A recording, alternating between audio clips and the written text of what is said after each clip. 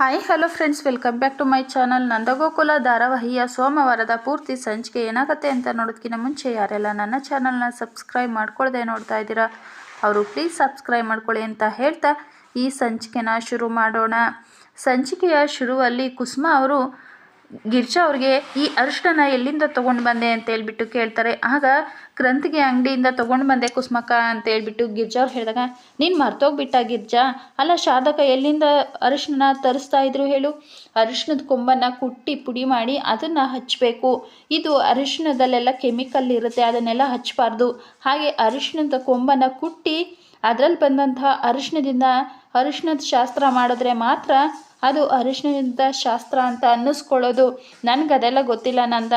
ಈಗಲೇ ನನಗೆ ಒಳಕಲ್ಲು ಹಾಗೆ ಒಣಕೆ ಎಲ್ಲ ಬೇಕು ಅಂತ ಹೇಳ್ಬಿಟ್ಟು ಕುಸುಮ ಅವರು ಕೇಳ್ತಾರೆ. ಸರಿ, ಈಗಲೇ ನಾನು ಎಲ್ಲ ತಯಾರಿನೂ ಮಾಡಿಸ್ಕೊಡ್ತೀನಿ ಕೇಶವ, ಬೇಗ ಹೋಗಿ ತೊಗೊಂಡು ಬಂದು ಕೊಡು ಅಂತ ಹೇಳ್ಬಿಟ್ಟು ನಂದ ಹೇಳ್ತಾರೆ. ಕೇಶವ ಅವರು ಐ ಲವ್ ಯು ಅಂತ ಹೇಳ್ಬಿಟ್ಟು ಕುಸುಮ ಅವ್ರಿಗೆ ಹೇಳಿ ಅಲ್ಲಿಂದ ಒಣಕೆ ಮತ್ತು ಒರಳು ಎಲ್ಲ ತರೋದಕ್ಕೆ ಅಂತ ಹೋಗ್ತಾರೆ. ಮಾಧವನ್ನ ಎಲ್ಲರೂ ಕೂಡ ರೇಗಿಸ್ತಾ ಇರ್ತಾರೆ. ಇನ್ನು ಈ ಕಡೆ ಪ್ರಿಯಾ ಅವ್ರ ಮನೇಲಿ ಅವ್ರ ತಂದೆ ತಾಯಿ ಮತ್ತು ಲಾವಣ್ಯ ಅವ್ರು ಸೇರಿ ಪ್ರಿಯಾ ಅವರ ಅರಿಶಿನದ ಶಾಸ್ತ್ರನ ಮುಗಿಸ್ತಾರೆ.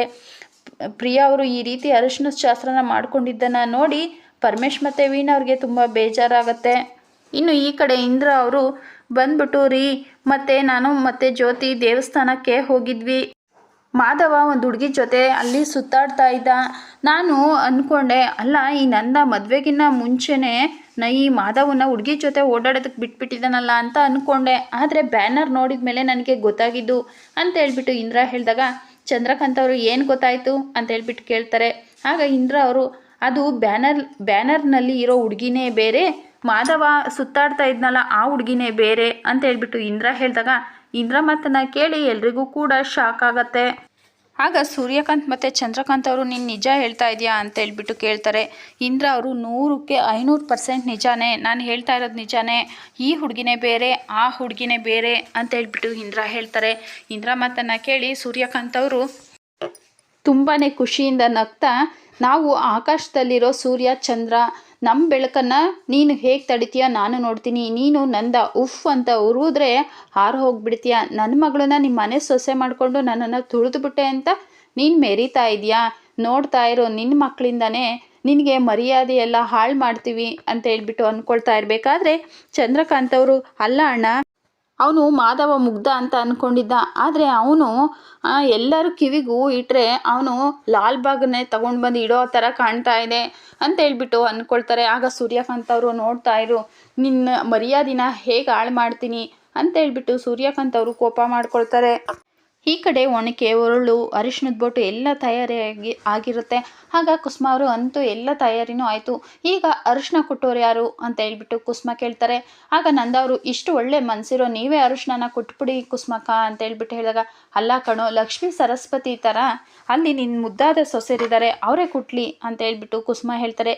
ಸರಿ ಅಂತ ಹೇಳ್ಬಿಟ್ಟು ಮೀನಾ ಮತ್ತು ಅಮೂಲ್ಯ ಅವರು ಒಣಕೆನ ತೊಗೊಂಡು ಅರಿಶಿನ ಕುಟ್ಟೋದಕ್ಕೆ ಅಂತ ಮುಂದಾಗ್ತಾರೆ. ಆಗ ಕುಸುಮ ಅವರು, ಅಲ್ಲ ಇದೇನಿದು ಸಪ್ಪೆ ಮೊರೆ ಹಾಕ್ಕೊಂಡು ಈ ರೀತಿ ಕುಟ್ತಾ ಇದ್ದೀರಾ, ಹಾಡು ಹೇಳ್ಕೊಂಡು ಕುಟ್ಟಿ ಅಂತ ಹೇಳ್ಬಿಟ್ಟು ಹೇಳ್ತಾರೆ. ಆಗ ರಕ್ಷಾ ಅವರು, ಆಂಟಿ ನನಗೂ ಕೂಡ ಹಾಡು ಹೇಳೋದಕ್ಕೆ ಬರುತ್ತೆ, ನಾನು ಅಲ್ಲೋಗಿ ಸೇರ್ಕೊಳ್ಳ ಅಂತ ಹೇಳ್ಬಿಟ್ಟು ಕೇಳ್ತಾರೆ. ಆಗ ಕುಸುಮ ಅವರು, ಕೇಳ್ತಾ ಇದೆಯಲ್ಲ ದಡ್ಡಿ, ಹೋಗಿ ಸೇರ್ಕೋ ಅಂತ ಹೇಳ್ಬಿಟ್ಟು ಹೇಳ್ತಾರೆ.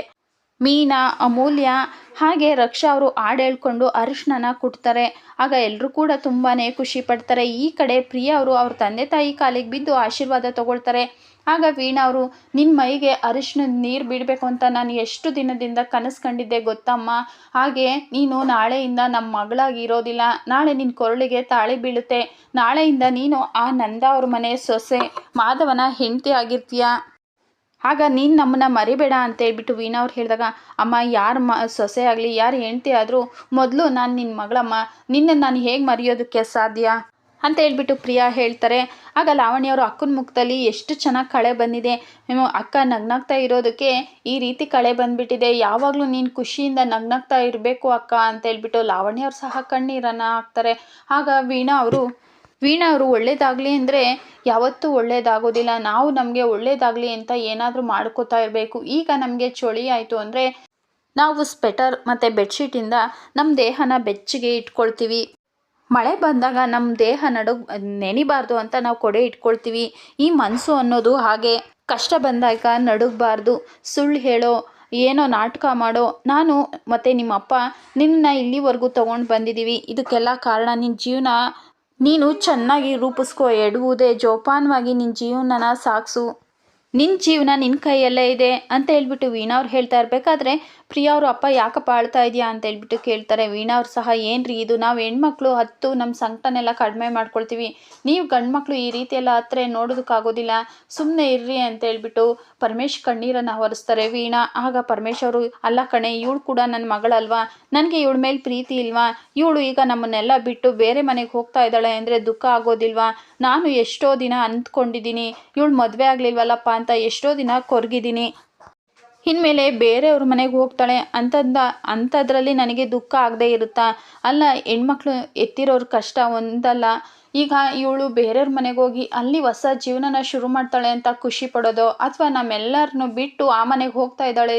ಅಂತ ದುಃಖ ಪಡೋದು ಒಂದು ಗೊತ್ತಾಗ್ತಾ ಇಲ್ಲ ವೀಣಾ ಅಂತ ಹೇಳ್ಬಿಟ್ಟು ಪರಮೇಶ್ ಹೇಳಿದಾಗ, ಹುಟ್ಟಿದ ನದಿ ಯಾವತ್ತೂ ಅಲ್ಲೇ ಇರೋದಿಲ್ಲ ರೀ, ಅದು ಹರಿದು ಸಮುದ್ರನ ಸೇರಬೇಕು, ಹೆಣ್ಮಕ್ಳು ಹಾಗೆ ತವ್ರ ಮನೆಯಲ್ಲೇ ಇರೋದಕ್ಕೆ ಆಗೋದಿಲ್ಲ, ಅವಳು ಕೂಡ ಒಂದು ಸಂಸಾರ ಅಂತ ಕಟ್ಕೊಂಡು ಅವಳದೇ ಆದ ಜೀವನನ ಸಾಗಿಸ್ಲೇಬೇಕು, ಅವಳು ಕೂಡ ತನ್ನ ಗಂಡನ ಮನೆಗೆ ಹೋಗಲೇಬೇಕು, ಯಾವ್ಯಾವ ಕಾಲಕ್ಕೆ ಯಾವ್ಯಾವ್ದು ಆಗಬೇಕೋ ಅದು ಆದ್ರೇ ಚಂದ, ಅದೇ ಸರಿ. ಆದರೆ ನನಗೆ ಬೇಜಾರಾಗ್ತಾ ಇರೋದು ಒಂದೇ ಕಣ್ರಿ, ನಾವು ಮದುವೆ ಆದಾಗ ನಮ್ಮಿಬ್ಬರಿಗೂ ತುಂಬಾ ಕಷ್ಟ ಇತ್ತು, ನಮ್ಮ ಬಾಳು ಶೂನ್ಯ ಅಂತ ಅನ್ನಿಸ್ತಾ ಇತ್ತು, ಇವರಿಬ್ಬರು ಹುಟ್ಟಿದ ಮೇಲೆ ಇವರಿಬ್ಬರು ನಗು ನೋಡಿ ನಮ್ಮ ಕಷ್ಟಗಳನ್ನೆಲ್ಲ ಮರ್ತು ಬಿಡ್ತಾ ಇದ್ವಿ, ಈಗ ಇವಳು ಮದುವೆ ಆಗಿ ಹೋಗ್ತಾ ಇದ್ದಾಳೆ, ಇನ್ನು ಸ್ವಲ್ಪ ದಿನದಲ್ಲಿ ಲಾವಣ್ಯ ಕೂಡ ಮದುವೆ ಆಗಿ ಹೋಗ್ತಾಳೆ, ಆಮೇಲೆ ಮತ್ತೆ ನಮ್ಮ ಬಾಳು ಶೂನ್ಯ ಆಗುತ್ತಲ್ಲ ಅಂತ ನನಗೆ ತುಂಬ ನೋವಾಗ್ತಾ ಇದೆ ಕಣ್ರಿ ಅಂತ ಹೇಳ್ಬಿಟ್ಟು ವೀಣಾ ಅವರು ಬೇಜಾರು ಮಾಡ್ಕೊಳ್ತಾರೆ.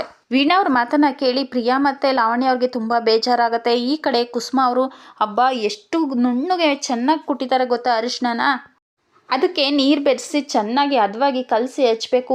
ನೋಡು ಗಿರ್ಜಾ, ಈಗ ಗಮ್ ಅಂತ ಎಷ್ಟು ಚೆನ್ನಾಗಿ ಸ್ಮೆಲ್ ಬರ್ತಾ ಇದೆ, ಹಾಗೆ ಇದನ್ನು ಹಚ್ಚಿದ್ರೆ ಅರಿಶಿನ ಕೂಡ ತುಂಬ ಚೆನ್ನಾಗಿ ಇರುತ್ತೆ ಅಂತ ಹೇಳ್ಬಿಟ್ಟು ಹೇಳ್ತಾ ನಗ್ತಾ ಇರ್ತಾರೆ. ನೋಡು ನಂದ, ನೀನು ಅಂದ್ಕೊಂಡಿದ್ದ ಸಾಧಿಸ್ಬಿಡ್ತೀಯ, ಅಷ್ಟಲ್ದಲ್ಲೇ ಊರಿನ ಜನ ಹೇಳ್ತಾರ, ನಂದನ ಮಾತು ಅಂದರೆ ಮಾತು, ಅಂತೂ ಅಂದ್ಕೊಂಡಂಗೆ ಮಗನ ಮದುವೆನ ತುಂಬ ಗ್ರ್ಯಾಂಡಾಗಿ ಮಾಡ್ತಾ ಇದೆಯಾ ಅಂತ ಹೇಳ್ಬಿಟ್ಟು ಕುಸುಮ ಹೇಳ್ತಾರೆ. ಆಗ ನಂದ ಅವರು ಇದರಲ್ಲಿ ನಂದೇನೂ ಇಲ್ಲ ಕುಸುಮಕ್ಕ, ಎಲ್ಲ ಮಾಧವ ನನ್ನ ತೋರಿಸಿದ ಹುಡುಗಿನ ಕಣ್ಣು ಮುಚ್ಕೊಂಡು ಒಪ್ಕೊಂಡ್ಬಿಟ್ಟ, ಅದಕ್ಕೆ ಇವತ್ತು ಈ ರೀತಿ ಮದುವೆ ಎಲ್ಲ ನಡೀತಾ ಇದೆ ಅಂತ ಹೇಳ್ಬಿಟ್ಟು ನಂದ ಹೇಳ್ತಾರೆ. ಆಗ ರಾಮಾಚಾರಿ ಅವರು ನೋಡಿ ನಂದಕುಮಾರ್ ಸರ್, ನನಗೆ ಸಿಕ್ತವ್ರು ಹೇಳ್ತಾರೆ ಮಗ ಅಂದರೆ ನಿನ್ನ ಥರ ಇರಬೇಕು ಅಂತ, ಆದರೆ ನಾನು ಅವಾಗ ಅಂದ್ಕೊಳ್ತೀನಿ ಮಾಧವನ್ ಥರ ಮಕ್ಕಳು ಎಲ್ರಿಗೂ ಹುಟ್ಟಬೇಕು ಅಂತ ಹೇಳ್ಬಿಟ್ಟು ರಾಮಾಚಾರಿ ಹೇಳಿದಾಗ ರಾಮಾಚಾರಿ ಮಾತನ್ನು ಕೇಳಿ ಎಲ್ಲರೂ ಸಹ ನಗ್ತಾ ಇರ್ತಾರೆ. ಕುಸುಮ ಅವರು ಸರಿ ಈಗ ಅರಿಶಿನ ಹಚ್ಬೇಕಲ್ಲ, ಯಾರು ಮೊದಲು, ಗಿರ್ಜಾ ನೀನು ತಾಯಿ ನೀನೇ ಬಂದು ಹಚ್ಚು ಅಂತ ಹೇಳ್ಬಿಟ್ಟು ಹೇಳ್ತಾರೆ. ಆಗ ಗಿರ್ಜಾ ಅವರು ಬಂದು ಅರಿಶಿನ ಹಚ್ಚುತ್ತಾರೆ. ಅದಾದಮೇಲೆ ಧನ್ಯ, ಮೀನಾ, ಅಮ್ಮು, ಹಾಗೆ ಕೇಶವ, ವಲ್ಲಭ ಎಲ್ಲರೂ ಸಹ, ರಾಮಾಚಾರಿ, ಕುಸುಮ ಎಲ್ಲರೂ ಸಹ ಅರಿಶಿನ ಹಚ್ಚುತ್ತಾರೆ. ಅದಾದಮೇಲೆ ಕುಸುಮ ಅವರು ನಂದ ನೀನು ಮಾಧವನ್ ತಂದೆ, ನೀನು ಬಂದು ಅರಿಶಿನ ಹಚ್ಚಪ್ಪ ಅಂತ ಹೇಳ್ತಾರೆ. ಆಗ ನಂದಕುಮಾರ್ ಅವರು ಸಹ ಬಂದು ಅರಿಶಿನ ಹಚ್ಚೋದಕ್ಕೆ ಅಂತ ಮಾಧವನ ಹತ್ರ ನಿಂತ್ಕೊಂಡು, ಮಾಧವ ನನಗಿವತ್ತು ತುಂಬ ಖುಷಿ ಆಗ್ತಾ ಇದೆ, ನಿನ್ಗೆ ಮೈಗೆ ಹಚ್ಕೊಂಡಿರೋ ಅರಿಶಿನ ನನಗೆ ಹಚ್ಚಿದಂಥ ಎಷ್ಟೋ ಕಳಂಕನ ದೂರ ಮಾಡ್ತಾ ಇದೆ, ಖಾಲಿಯಾಗಿದ್ದ ಈ ಮನೆ ತುಂಬಿ ತುಳುಕಾಡ್ತಾ ಇದೆ ಅಂತ ನನಗನ್ನಿಸ್ತಾ ಇದೆ, ಇದೆಲ್ಲ ಮಾತಲ್ಲಿ ಹೇಳೋದಕ್ಕಾಗ್ತಾ ಇಲ್ಲ ಕಣೋ, ಮುಂದಿನ ಜನ್ಮ ಒಂದು ಮಾತು ಹೇಳ್ತೀನಿ ಕೇಳು, ಮುಂದಿನ ಜನ್ಮ ಅಂತ ಇದ್ದರೆ ನಿನ್ನ ಮಗನಾಗಿ ಹುಟ್ಟಿ ನಿನ್ನ ಋಣನ ತೀರಿಸ್ತೀನಿ ಕಣೋ ಅಂತ ಹೇಳ್ಬಿಟ್ಟು ನಂದ ಹೇಳ್ತಾರೆ. ನಂದ ಮಾತನ್ನು ಕೇಳಿ ಎಲ್ಲರೂ ಕೂಡ ತುಂಬ ಬೇಜಾರು ಮಾಡ್ಕೊಳ್ತಾರೆ. ನಂದವ್ರು ಕೂಡ ಅರಿಶಿನ ಹಚ್ತಾರೆ. ಅದಾದಮೇಲೆ ಕುಸುಮ ಅವರು ನೋಡು ಮಾಧವ, ನೀನು ಒಳ್ಳೆ ಹುಡುಗ, ನನ್ನ ಮುದ್ದು ಬಂಗಾರಿ ಅಂತ ಹೇಳ್ಬಿಟ್ಟು ಹೇಳಿ, ನೋಡು ನಿನಗೆ ಇವಾಗ ಅರಿಶಿನದ ನೀರು ಬೀಳುತ್ತೆ, ನೀನು ಮನೆಯಿಂದ ಆಚೆ ಹೋಗೋ ಆಗಿಲ್ಲ, ಹಾಗೇನಾದರೂ ಹೋದರೆ ಕಾಲು ಮುರಿದು ಕೈ ಕೊಟ್ಬಿಡ್ತೀನಿ ಹುಷಾರ್ ಅಂತ ಹೇಳ್ಬಿಟ್ಟು ಕುಸುಮ ಹೇಳ್ತಾರೆ.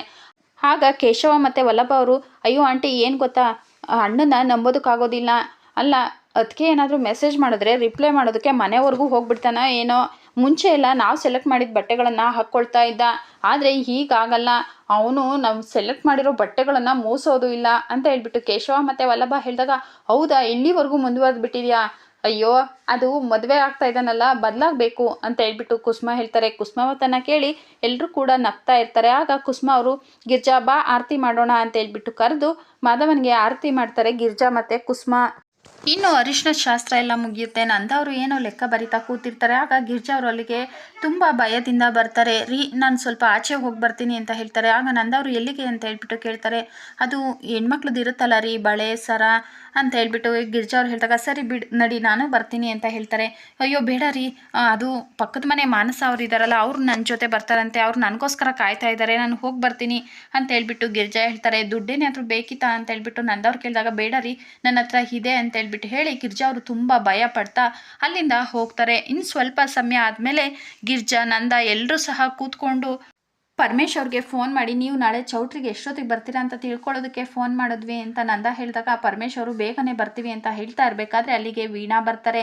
ಆಗ ನಿಮ್ಮ ಮನೇಲಿ ಅರಿಶಿನ ಶಾಸ್ತ್ರ ಹೇಗೆ ನಡೀತು ಅಂತ ಹೇಳ್ಬಿಟ್ಟು ನಂದವ್ರು ಕೇಳ್ತಾರೆ. ಆಗ ವೀಣಾ ಅವರು ತುಂಬ ಚೆನ್ನಾಗಿ ನಡೀತು, ಮನೆ ತುಂಬ ಎಲ್ಲ ಜನ ಎಲ್ಲರೂ ನಮ್ಮ ಪ್ರಿಯಾಗೆ ಅರಿಶಿನ ಹಚ್ಬೇಕಾದ್ರೆ ಪ್ರಿಯಾಗೆ ಸಾಕಾಗಿ ಹೋಯಿತು ಹಾಗೆ ಹೀಗೆ ಅಂತ ಹೇಳ್ಬಿಟ್ಟು ಸುಳ್ಳು ಹೇಳ್ತಾರೆ. ಆಗ ಮೀನಾ ಅವರು ಅಲ್ಲ ಮಾವ ನಾವು ಅಲ್ಲಿ ಹೋಗಿ ನೋಡೋದಕ್ಕೆ ಆಗಲಿಲ್ಲ, ಫೋಟೋಸ್ ಮತ್ತು ವೀಡಿಯೋಸ್ನ ಕಳಿಸೋದಕ್ಕೆ ಹೇಳಿ ಮಾವ ಅಂತ ಹೇಳ್ಬಿಟ್ಟು ಮೀನಾ ಹೇಳ್ತಾರೆ. ಆಗ ನಂದಕುಮಾರ್ ಅವರು ನಾವಲ್ಲಿ ಬಂದು ಅರಿಶಿನ ಶಾಸ್ತ್ರನ ನೋಡೋದಕ್ಕಾಗಲಿಲ್ಲ, ಫೋಟೋಸ್ ಮತ್ತು ವೀಡಿಯೋಸ್ ಇದ್ದರೆ ಕಳಿಸ್ತೀರಾ ಅಂತ ಹೇಳ್ಬಿಟ್ಟು ನಂದ ಕೇಳ್ತಾರೆ. ಅವ್ರ ಮಾತನ್ನು ಕೇಳಿ ವೀಣಾ ಅವ್ರಿಗೆ ತುಂಬಾ ಶಾಕ್ ಆಗುತ್ತೆ. ಫ್ರೆಂಡ್ಸ್, ಇಲ್ಲಿಗೆ ನಂದಗೋಕುಲ ಧಾರಾವಾಹಿಯ ಸೋಮವಾರದ ಪೂರ್ತಿ ಸಂಚಿಕೆ ಮುಕ್ತಾಯವಾಗುತ್ತೆ. ಮುಂದಿನ ಸಂಚಿಕೆಯಲ್ಲಿ ಮಾಧವ ಅವರು ಮಲಗಿರ್ತಾರೆ. ಆಗ ಸುಕನ್ಯಾ ಅವರು ಫೋನ್ ಮಾಡ್ತಾರೆ. ಆಗ ಯಾಕೆ ಸುಕನ್ಯಾ ಇಷ್ಟೊತ್ತಲ್ಲಿ ಫೋನ್ ಮಾಡಿದ್ಯಾ ಅಂತ ಹೇಳ್ಬಿಟ್ಟು ಮಾಧವ ಕೇಳಿದಾಗ ನನಗೆ ತುಂಬ ಹುಷಾರಿಲ್ಲ, ನೀನು ಸ್ವಲ್ಪ ಬರೋದಕ್ಕಾಗತ್ತಾ ಅಂತ ಹೇಳ್ಬಿಟ್ಟು ಸುಕನ್ಯಾ ಕೇಳ್ತಾರೆ. ಆಗ ಮಾಧವ ಅವರು ಸರಿ ಅಂತ ಹೇಳ್ಬಿಟ್ಟು ಹೊರಡ್ತಾರೆ. ಚಂದ್ರಕಾಂತ್ ಅವರು ಯಾರ್ದೋ ಜೊತೆ ಫೋನಲ್ಲಿ ಮಾತಾಡ್ತಾ ಇರಬೇಕಾದ್ರೆ ಮಾಧವನ್ನ ನೋಡಿ ಮಾಧವನ್ನ ಎಲ್ಲಿ ಹೋಗ್ತಾನೆ ಅಂತ ಹೇಳ್ಬಿಟ್ಟು ಫಾಲೋ ಮಾಡಿ ಸುಕನ್ಯಾ ಮತ್ತು ಮಾಧವ ಅವರು ಒಂದೇ ಹತ್ರ ನಿಂತ್ಕೊಂಡು ಮಾತಾಡ್ತಾ ಇರ್ತಾರೆ. ಅದನ್ನು ನೋಡಿ ಚಂದ್ರಕಾಂತ್ ಮತ್ತು ಸೂರ್ಯಕಾಂತ್ ಅವರು ತುಂಬ ಖುಷಿ ಪಡ್ತಾರೆ. ಫ್ರೆಂಡ್ಸ್, ಇಲ್ಲಿಗೆ ನಂದಗೋಕುಲ ಧಾರಾವಾಹಿಯ ಸೋಮವಾರದ ಪೂರ್ತಿ ಸಂಚಿಕೆ ಮುಕ್ತಾಯವಾಗುತ್ತೆ. ಇದೇ ಥರ ಎಲ್ಲ ಸಂಚಿಕೆಗಳನ್ನು ನೋಡಬೇಕು ಅಂತ ಹೇಳಿದ್ರೆ ಮರೆಯದೆ ನಮ್ಮ ಚಾನಲ್ನ ಸಬ್ಸ್ಕ್ರೈಬ್ ಮಾಡಿಕೊಂಡು ಸಪೋರ್ಟ್ ಮಾಡಿ. ವಿಡಿಯೋ ನೋಡಿದ್ದಕ್ಕಾಗಿ ಧನ್ಯವಾದಗಳು.